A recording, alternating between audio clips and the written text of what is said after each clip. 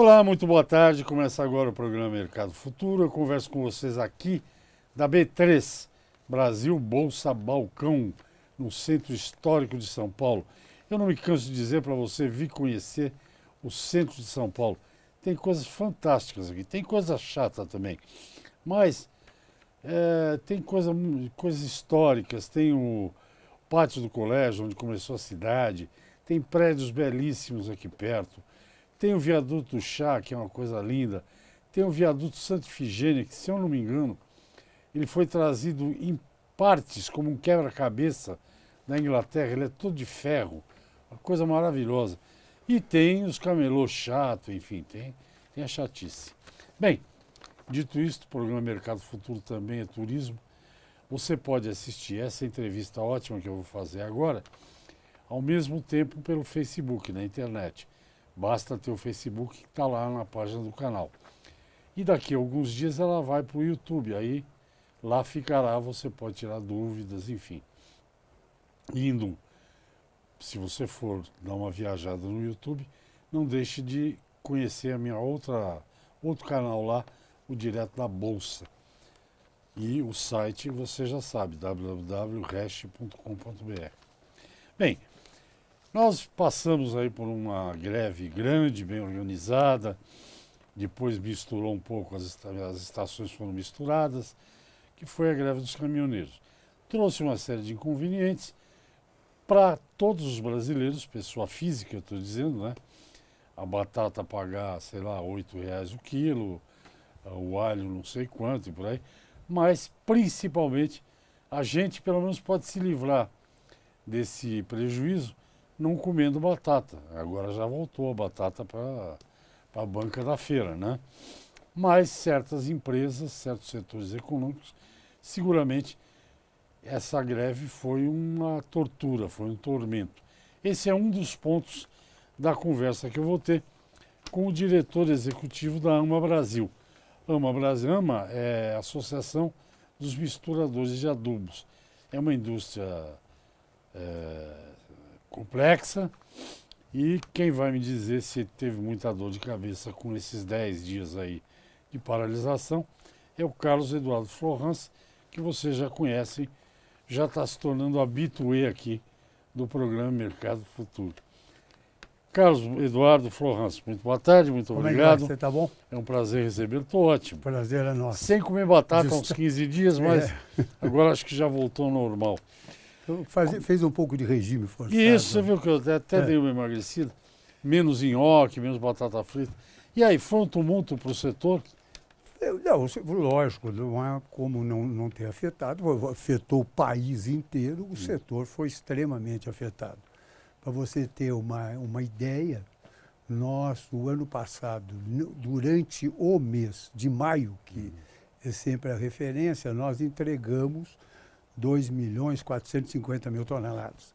Nós não temos os números fechados ainda, mas uma estimativa, e essa estimativa é muito próxima da realidade, nós devemos entregar este mês de maio agora, que terminou agora, 1.800.000 toneladas. Quer dizer, houve uma quebra, e você vê que isso foi exatamente em cima de 10 dias, quer dizer, uma quebra de 30%. Praticamente não se entregou nada de fertilizantes neste período da greve.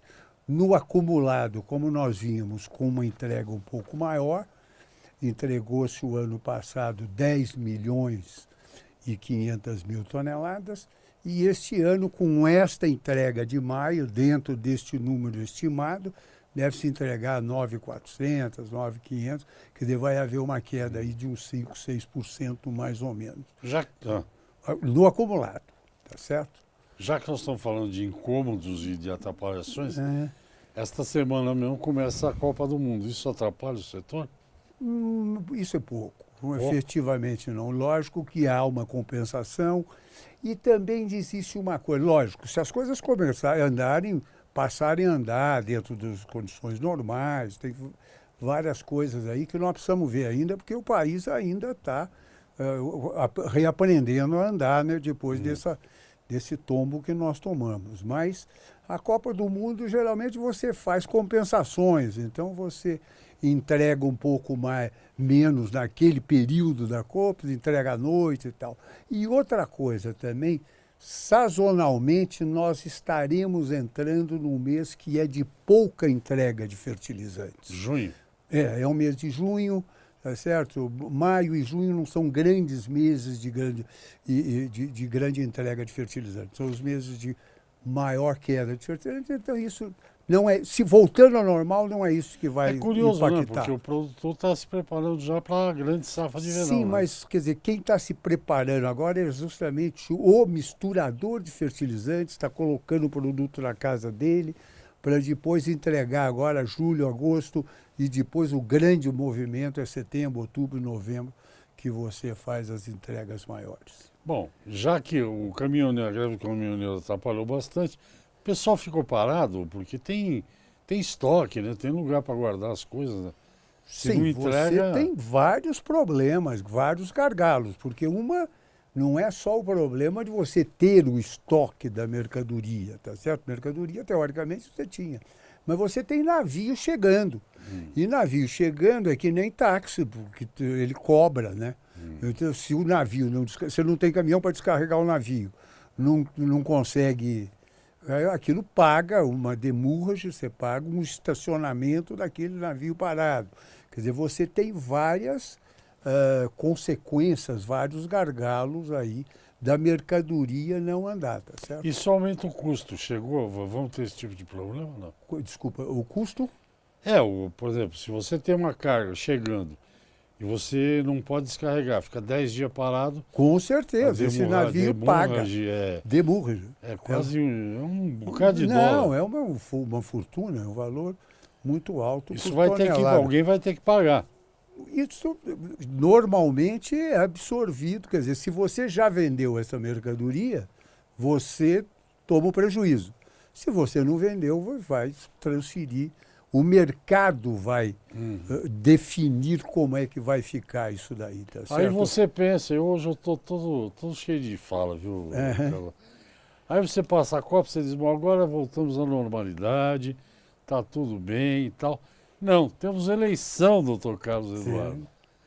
Logo depois, define-se os candidatos, tá complicada a coisa, e aí tem eleição.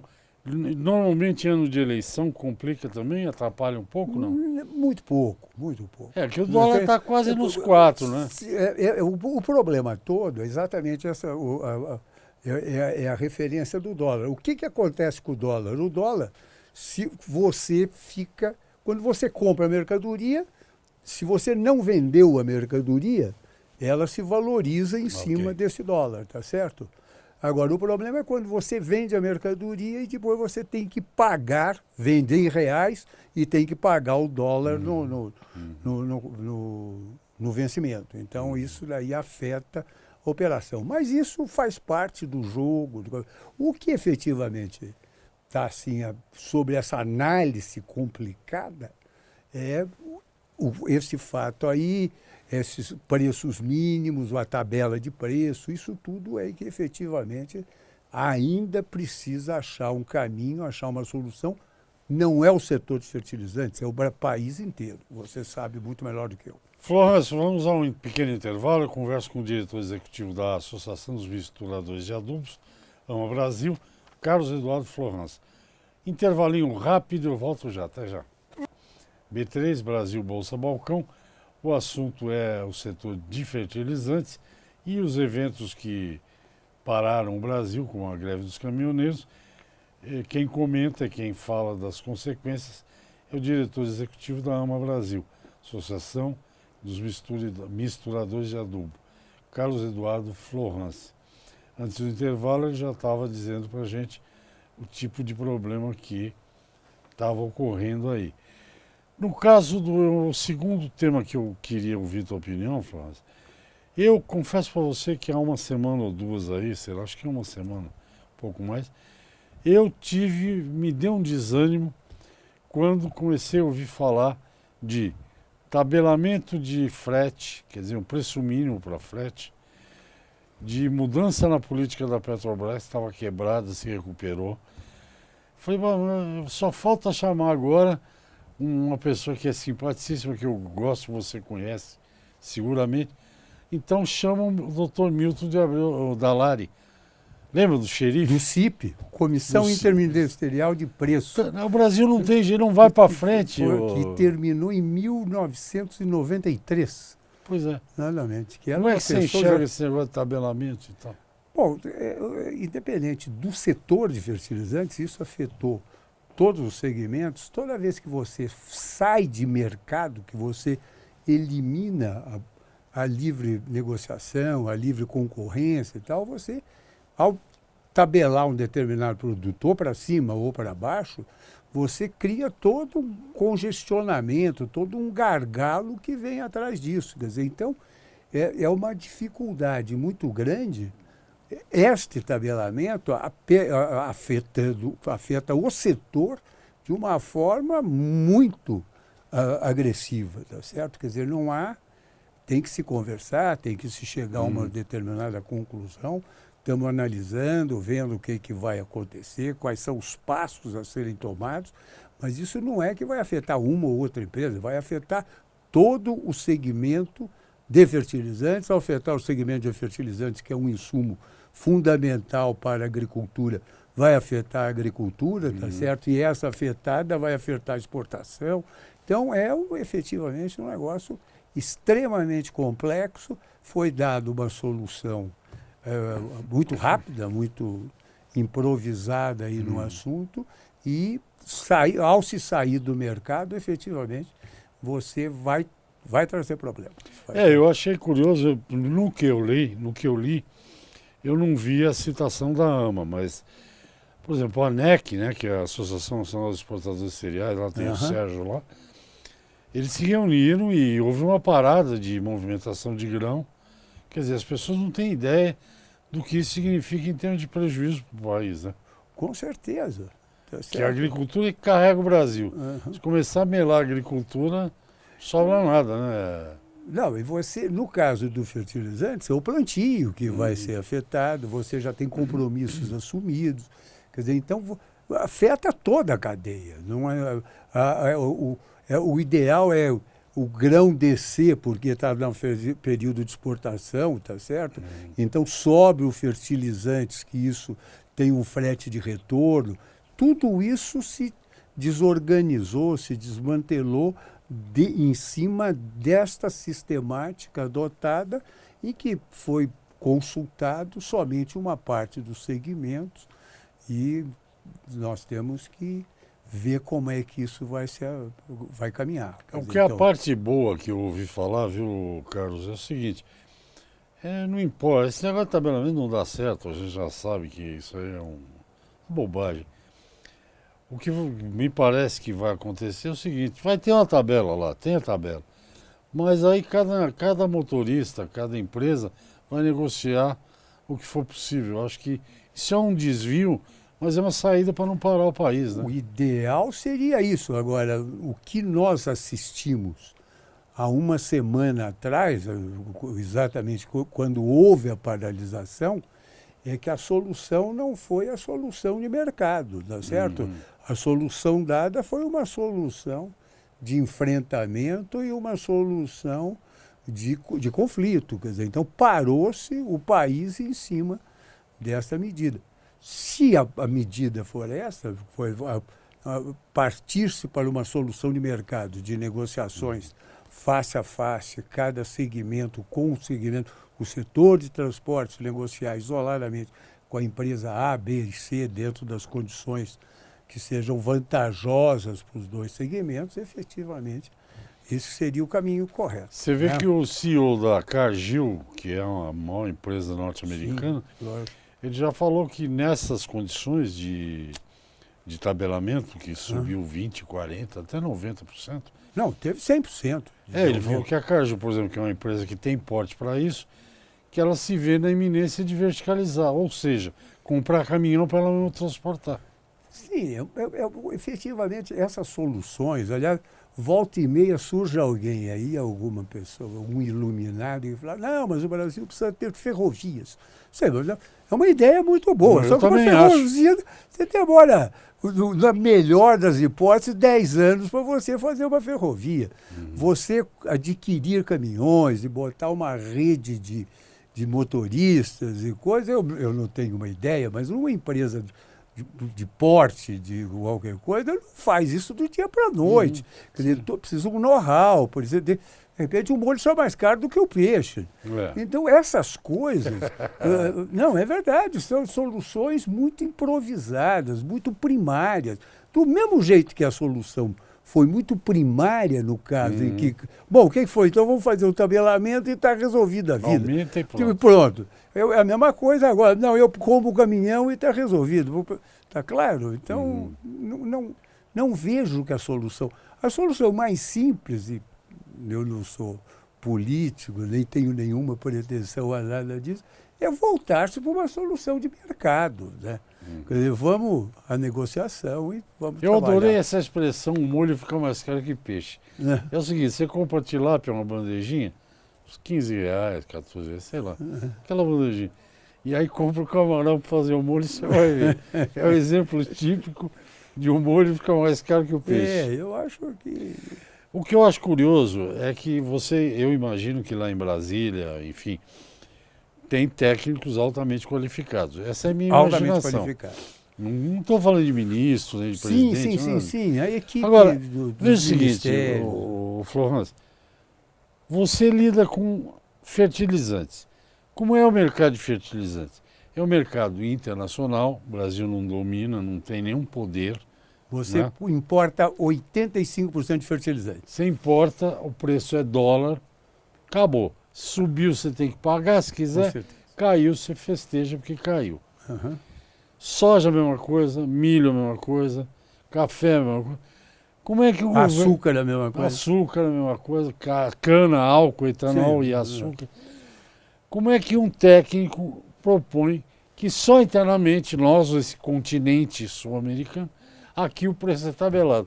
Quer dizer, todos os teus custos variam e aqui você tem que pagar por bem ou por mal o preço que eles definem lá. Sim, foi exatamente. Vamos no intervalo, você comenta depois do intervalo, pode ser? Com certeza. Converso com o diretor executivo da AMA Brasil, Carlos Eduardo Florence. Programa Mercado Futuro, eu volto rapidinho, até já. Ok, estamos de volta ao programa Mercado Futuro. O entrevistado é o diretor executivo da Associação de Misturadores de Adubos, a AMA Brasil. Entre outros assuntos, o Carlos Eduardo Florence comentou aí a questão da greve dos caminhoneiros. Antes do intervalo eu dei um exemplo aí que me surgiu. Ou seja, todo o setor agrícola, ou quase todo o setor agrícola, trabalha com preços que ele não sabe quais são, porque são definidos no mercado internacional. Açúcar, café e cacau, se eu não estou enganado, Nova York. Soja, milho, Chicago. Café também tem Londres, a antiga Life. Tudo em dólar. E aí o governo brasileiro tabela preço em reais, é verdade, mas como é que alguém que tem custos variáveis pode pagar custo fixo e ainda acima do que o mercado exige? Até porque tem aquela história que você já deve ter ouvido falar, tem gente repetindo isso muito, que é o seguinte: um desses governos aí, da chamada esquerda progressista, eu falo isso rindo, deu grana farta para comprar caminhão. Esse é um motivo também, né? Tem muito mais caminhão hoje, estamos numa recessão e evidentemente que o frete cai, né? Se você usa 500 mil toneladas de fosfato e você compra 2 milhões de toneladas de fosfato, seguramente o preço do fosfato vai cair. Mas é mais ou menos esse cenário, né? Lógico. Agora, o que acontece? Quer dizer, que nós estamos numa situação aí, nessa situação conflitiva. Se você tabela o preço, o que acontece? O pior trabalho que existe é aquele trabalho que você não tem, tá certo? É o desemprego, é a falta do uso. Então, quer dizer, se você deixar o mercado funcionar, um pouco mais, um pouco menos, o mercado vai funcionando e a pessoa vai achando uma condição. Agora, se você tabela, de repente o país para inteirinho, quer dizer, ninguém presta serviço para ninguém, quer dizer, esta frota que hoje está subutilizada passa a ser mais subutilizada ainda. Quer dizer, então é isso que precisa, todos que fazem parte desta cadeia, da agrocadeia, não é só da cadeia do agronegócio, da cadeia de toda a atividade nacional, deixar, quer dizer, nós tivemos até há 2 anos atrás exatamente problemas seríssimos numa Petrobras, que tabelamento de preço, afetou o setor sucro-alcooleiro também, quer dizer, todas as tentativas de você trabalhar fora do mercado não têm trazido um caminho favorável para a economia. Vamos falar de coisa boa agora, então, já que nós estamos no último bloco. As perspectivas, se o país caminhar agora, a partir de agora, na normalidade, é provável, ninguém sabe, as perspectivas, imagino, para o teu setor, você deve estar antenado nisso, são muito boas, né? Muito Por quê? boas. A soja está com preço esplêndido, o Brasil colheu a safra, mas com a quebra argentina e blá blá blá. O milho está quase R$40. Não está 50, mas está 40, que não é um preço desprezível. Portanto, todas as estimativas, inclusive as que eu faço com as minhas fontes, sugerem que a intenção de plantio agora para setembro, que já está aí, né, serão de aumento de área. Isso para o teu setor não pode notícia melhor, né? Não, não corrigindo o que você falou, que Não, você pode conhece corrigir. tudo, mas eu estou falando mais do que o aumento de área, é a demanda do aumento da produtividade. O aumento, quer dizer, você, lógico que vai aumentar alguma área, mas mais do que isso, você vai aplicar mais tecnologia no campo, tá certo? Para aumentar a produtividade. Para aumentar a produtividade. Então, estas duas lavouras que você comentou representam quase 65% do consumo de fertilizantes. Só as duas, dando este impacto, esse impulso maior, e o mercado internacional extremamente favorável, o dólar, toda vez que ele sobe, é o dólar favorável à agricultura, quer dizer, para a exportação. Então, tudo isso, a demanda prevista efetivamente para este ano é uma demanda maior, não é muito maior, porque o Brasil já está num nível de tecnologia muito bom. Mas a demanda vai ser maior este ano do que o ano que vem. Esse número que você me deu me impressionou. Soja e milho, 65%. Do consumo. Porque o Brasil é um dos grandes produtores. Quase 65%, chega bem próximo. O Brasil é um grande produtor de algodão, acho que é o 4º maior do mundo. Sim, mas daí quer dizer, você pega algodão... Sem falar cana-de-açúcar, Não, laranja. cana sim, cana também tem uma participação significativa. Se você somar cana, a soja e o milho, vai dar quase 80% do consumo de fertilizantes no Brasil. E na verdade o que o Florence está falando é comprovado. O Brasil, há não tanto tempo assim, a produtividade média do milho era 1.500, 2.000 quilos.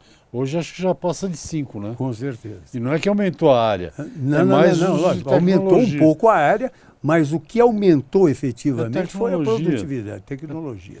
Não, e precisa, né? Porque a margem de ganho está cada dia mais menor, né? Sim, e outra coisa, você tem hoje problemas ambientais, você tem uma série de outras variáveis aí que você tem que partir para a produtividade. É isso que é o objetivo dos segmentos todos envolvidos com o agronegócio. Sem contar, eu hoje estou só dando uma notícia para o Florence, se é que ele não sabe.